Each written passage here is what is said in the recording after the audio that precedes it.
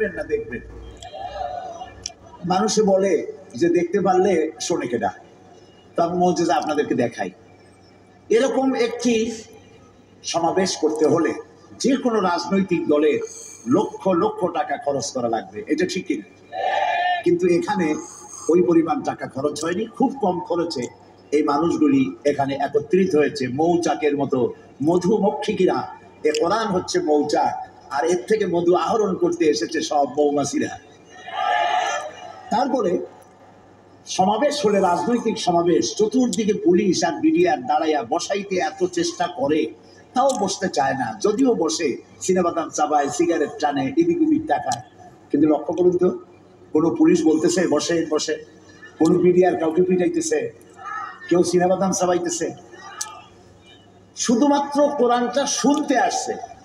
কোরআনটা শুনতে আসলে যদি এই শৃঙ্খলা, এই শান্তি, এই নিরাপত্তা যদি চোখের সামনে দেখা যায়, তাহলে এই কোরআনের আইন যদি দেশে চালু হয়, তাহলে দেশটা জান্নাতের মতো হয়ে যাবে। এটাই কোরআনের চিরন্তন মুজিজা। সুবহানাল্লাহ বলি আমরা। প্রিয় ভাই সব, আমি ছোট্ট একটি ভূমিকা দেব, তারপরে আলোচনায় চলে যাব। আমি আপনাদেরকে দীর্ঘক্ষণ কষ্ট দেব না ইনশাআল্লাহ। কোরআন আল্লাহর বাণী, এর মধ্যে যা আছে সব কথাগুলি কার?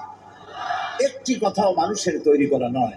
এর বিসমিল্লাহ থেকে শুরু করে সূরা নাস পর্যন্ত সবটা কার? নাজিল করেছেন তিনি, এবং এটি একজন ফেরেশতার মাধ্যমে নবীদের কাছে এসেছে। ফেরেশতা নাম কি আপনারা জানেন? সবাই জানেন, হযরতে জিবরাইল আলাইহিস সালাম, তার মাধ্যমে এগুলি নবীদের কাছে, নবী করিম সাল্লাল্লাহু আলাইহি সাল্লামের কাছে নাজিল হয়েছে। একদিনে হয় নাই, সময় লেগেছে কয় বছর? 23 বছর।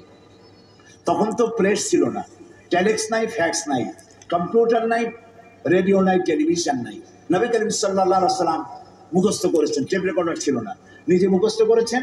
আর শক্ত হাড্ডি, চামড়া, কাঠ এবং সেই সময় যে সব কাগজ পাওয়া গেছে মোটা, ওর উপরে লিপিবদ্ধ করতে বলা হয়েছে। রাসূলের ভয় ছিল যে কোরআনের একটি আয়াত, একটি জের জবর যেন ছুটে না যায়, সেজন্য নিজে মুখস্থ করার জন্য খুব তাড়াহুড়ো করতেন, জিহ্বা নাড়াচাড়া করতেন। আল্লাহ দেখলেন রাসূলের খুব কষ্ট হচ্ছে।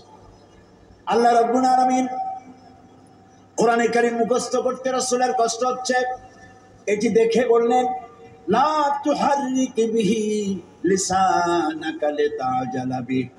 ও নবী, কোরআনে কারীম মুখস্থ করার জন্য আপনার জিহ্বা এত নাড়াচাড়া করার কোনো প্রয়োজন নাই। আমার জিবরাইল যখন আপনার প্রতি কোরআন অবতীর্ণ করবে, আপনি তখন তার সাথে একবার মাত্র উচ্চারণ করবেন। আপনার সিনার ভিতরে গোটা কোরআন শরীফ মুখস্থ করায় দেওয়ার মালিক আমি আল্লাহ। আমি আপনার মুখস্থ করায় দেব। আপনি তো লিখতে পড়তে জানেন না, নামও সই করতে পারেন না। আমি আপনাকে মুখস্থ করার তৌফিক দেব। আপনি তেলাওয়াত করতে পারবেন, সে তৌফিক দেব। আর তেলাওয়াত করে মানুষকে বুঝাইতে পারবেন, সে তৌফিকও আপনাকে আমি দান করব। নবী করিম সাল্লাল্লাহু আলাইহি সাল্লাম কোরআন মুখস্থ করতেছেন। আর ইসলাম প্রচারের সবথেকে বড় হাতিয়ার হচ্ছে কোরআন। এই কোরআন তিনি তেলাওয়াত করতেছেন। কোরআনের তেলাওয়াত শুনে লোকেরা পাগল হয়ে যাচ্ছে। সুবহানাল্লাহ বলেন। কোরআন কি সুন্দর! আপনি যদি তাড়াতাড়ি পড়েন, মনে হবে যেন আপনি প্রবন্ধ পড়ছেন। আর যদি থেমে থেমে পড়েন, মনে হবে যেন কবিতা পড়তেছেন। এত সুন্দর মিল, এর গতিময় ছন্দ, এর সাবলীল প্রাঞ্জল ভাষ্য এবং এর গতিশীলতা, এর বাচনভঙ্গি, এর শব্দ বিন্যাস, কিয়ামত পর্যন্ত সকল সাহিত্যকে নিচে ভালিয়ে দিয়ে, ফেলে দিয়ে কোরআনের এই সাহিত্যিক মান কিয়ামত পর্যন্ত সর্বোচ্চ থাকবে, এর কাছেও কেউ ভিড়তে পারবে না।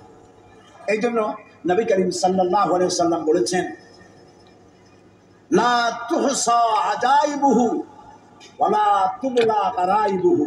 এই কোরআন কোনোদিন পুরাতন হবে না, এই কোরআন কোনোদিন জীর্ণ হবে না, এর আশ্চর্যকারিতা এবং বিস্ময়কারিতার কোনো শেষ হবে না। ফিহে মাসাবিহুল হুদা, এটি হচ্ছে কোরআন, হচ্ছে হেদায়েতের মশাল, ও মানারিল হিকমা, এবং এটা হচ্ছে বিজ্ঞানের সুউচ্চ মিনার।